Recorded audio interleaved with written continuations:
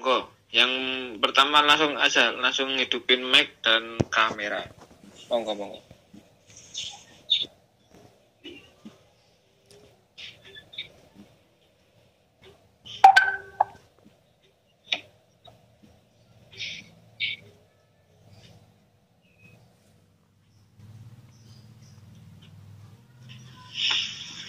Apakah ada?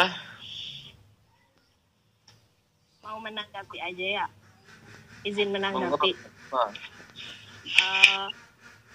Kan ini ya, energi itu dibutuhkan untuk manusia untuk bergerak dan melakukan aktivitas. Nah, energi itu ada dari karbohidrat, lemak, dan protein. Kebanyakan berarti karbohidrat, lemak, proteinnya itu hasilnya dari peternakan kan? Menurut kalian, selain dari peternakan, apa hasilnya bakal sebagus dari hasil peternakan apa enggak? Zat gizinya tuh, misalnya bukan dari peternakan ya. Kan kalau peternakan itu istilahnya alami lah, dari ternak gitu ya. Kalau misalnya kita buat sendiri gitu, mungkin hasil dari gizinya, dari energinya itu dari karbohidrat, lemak, protein sama atau enggak? Kalau menurut saya jadi menanggapi.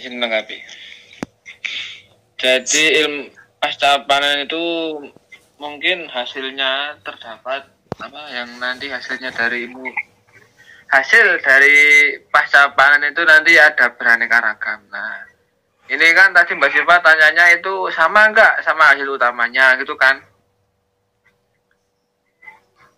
Iya apa enggak Mbak Siva? Maksudnya kalau misalnya kita membuat ya, buat memenuhi kebutuhan kita itu kita membuat sendiri, bukan dari hasil peternakan, bukan dari alami, bukan dari ternak. Itu tuh si zat-zat gizinya itu, si karbohidrat, lemak, proteinnya itu apakah akan sebagus yang alami atau tidak gitu.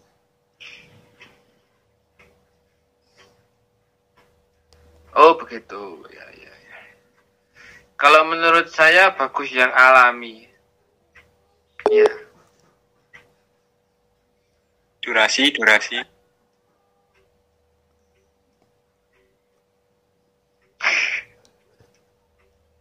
Karena jika pembentukan secara alami itu nanti ada fase-fase yang apa ya namanya?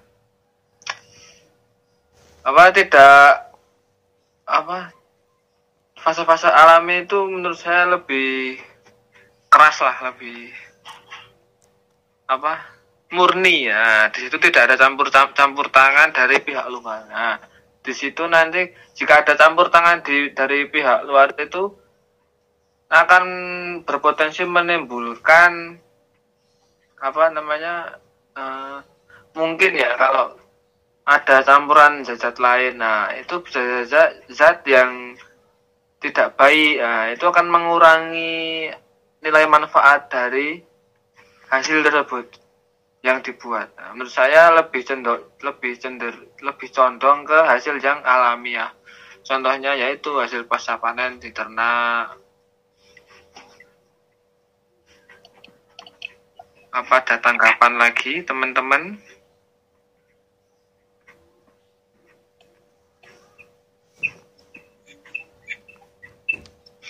Sudah, lanjut aja ke slide selanjutnya.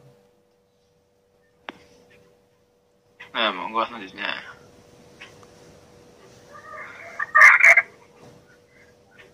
Nah, ini lebih ke itu ya, pengertian ya. Nah, yang sudah disebutkan tadi, pasca panen itu tindakan yang dilakukan setelah memetik hasil. Jadi yang di slide ini mungkin lebih ke secara universal karena kondisi.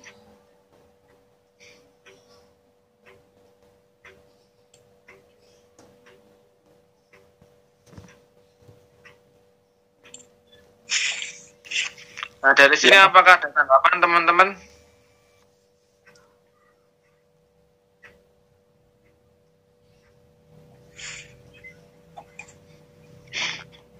apa kalau dilihat di sini berarti tindakan yang dilakukan setelah panen. Nah, seumpama kita mempunyai 200 domba siap konsumsi gitu kan. Nah, berarti kan itu namanya apa? Panen. Nah, tindakan pasca panen setelah itu mungkin persiapan menuju itu apa? Mungkin bersih-bersih itu atau kayak gimana? Kalau pasca panen tuh. Setelah kandang kosong atau gimana? Ini pertanyaan. Intinya setelah berarti kan setelah melakukan panen. Nah, jadi kayak bersih-bersih kandang gitu. Izin menjawab ya, izin menanggapi. Kalau menurut saya ya, pasca panen itu penanganannya. Kalau misalnya kita udah panen ya, panen peternakan kan bisa susu, bisa daging, bisa telur. Nah misalnya telur ya, nah si telur itu kalau misalnya udah ada, berarti kan udah panen kita tuh. Nah pasca panennya itu menangani biar si telur itu tuh bisa berguna buat manusia, buat kembali lagi ke slide 1 itu kan untuk memenuhi kebutuhan gizi manusia. Nah kembali lagi ke situ. Berarti pengelolaan sih hasilnya. Ya bukan pengolahan hasil panen gitu. Iya, menurut saya ya. Kalau menurut yang lain gimana guys? Kalau menurut saya pasca panen itu tindakan pemeriksaan hasil, lalu bisa juga pembersihan lahannya, pengangkutan hasil, penyimpanan hingga pengemasan. Jadinya kayak step by step gitu. Terus nanti hasil dari itu dapat memaksimalkan panen yang sesuai standar nasional yang berlaku. Jadi kayak ada tahapannya. Menurut saya seperti itu. Berarti pasca panen itu nanti apa namanya? Tindakan setelah panen sampai apa umpama ternak ya sampai diisi lagi gitu kan maksudnya? Ya, kurang lebih kayak gitu. Jadi semua yang dilakukan sampai nanti ada sesuatu yang baru. Nah, ya.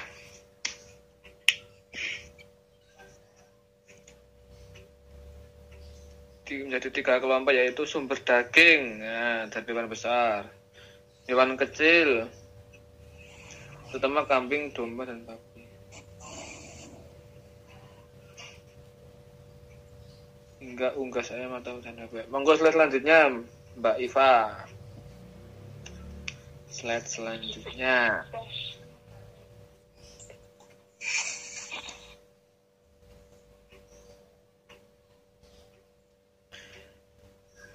Oh, ini cuma 3.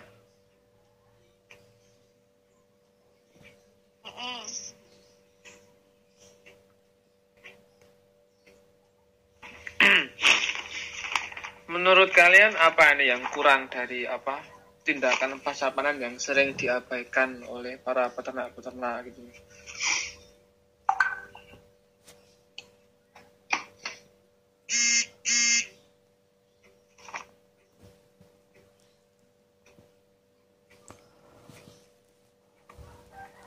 Apakah ada yang mau menjawab teman-teman? Jadi yang kalian ketahui gitu soal tindakan-tindakan pasca panen yang apa ya mungkin mesti diabaikan oleh para peternak-peternak. Mungkin mereka terlalu bernafsu untuk beternak lagi sampai lupa untuk bahwa kandang itu perlu diginikan atau telur itu perlu diginikan. Kalian pernah dengar belum soal harga daging itu turun drastis? Itu kan juga termasuk pasca panen ya, karena itu hasil dari panen tersebut.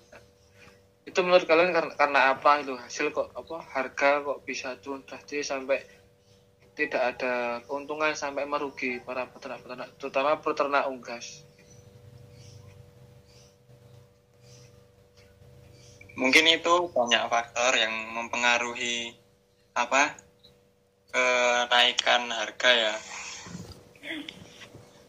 Contohnya saja apa? Harga lombok. Oh, lombok bukan hasil peternakan ya. Peternakan Mas. Ada harga ayam. Nah, itu kan harga ayam kan kalau semisal di hari raya itu kan biasanya langsung melonjak drastis. Terus di hari-hari apa? Nah, itu menurut saya kalau terjadi kelambungan harga itu karena jumlah permintaan di pasar itu melebihi batas, jadinya dari peternakan nggak ada yang pemasoknya kurang, jadi harganya semakin tinggi. Mungkin seperti itu. Bila ada tambahan dari lainnya atau sanggahan, monggo. Kalau harga ternak turun itu karena apa, Mas? Nah, kalau harga ternak turun itu disebabkan karena biasanya itu terlalu banyak jumlah hasil ternak yang dihasilkan. Nah, itu di pasar kan terus terjadi terjadi terlalu banyak hasilnya yang dijual. Nah, itu nggak ada yang beli, jadinya harganya diturunkan oleh penjualnya, kemudian merata di seluruh daerah biasanya, sehingga itu harga dari peternak hewan ternak tersebut akan turun. Berarti penyebab harga turun itu karena terdapat banyak barang yang dijual dalam satu jenis, tapi di dalam satu area wilayah gitu ya. Ya. Nah, jadi barang berlimpah, cuman konsumennya tidak ya, intinya gitu lah. Banyak barang, cuman konsumennya belum tentu gitu. Ya, mungkin kurang lebih seperti itu. Seperti yang dulu diajarkan sama Bu Rahma. Nah, itu permintaan dan penawaran. Ya. Apakah ada penyebab lain ini soal harga turun? Ini kan lagi corona gitu kan. Apakah berpengaruh terhadap harga-harga gitu? Harga-harga pasca panen hasil ternak.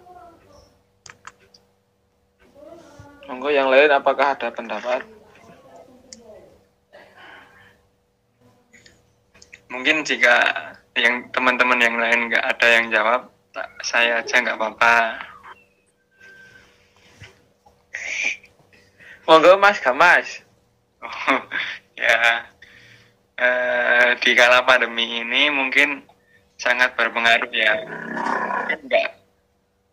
Nggak sekedar di harga hewan pasca panen aja, seluruh ekonomi di sektor masyarakat itu terkena juga. Jadi mungkin ketika harga hewan pasca panen itu pasti turunnya turun. Nah, itu kan bukan kita yang mau, tapi memang alam sedang begini. Jadi mungkin di saat corona ini harga sedang naik ya. Naik apa turun ya? Naik ya. Naik.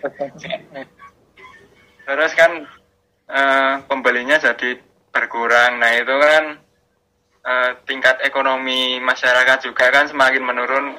Diakibatkan corona ini banyak pegawai yang kena PHK, terus pengusaha juga ya omsetnya menurun. Nah, mungkin kurang lebihnya seperti itu gambarannya. Berarti lebih ke itu ya, pendapatan konsumen. Ya, lebih merujuk ke pendapatan konsumen kan hasil hewan pasca panen itu kan yang beli pasti konsumen. Siapa lagi kan.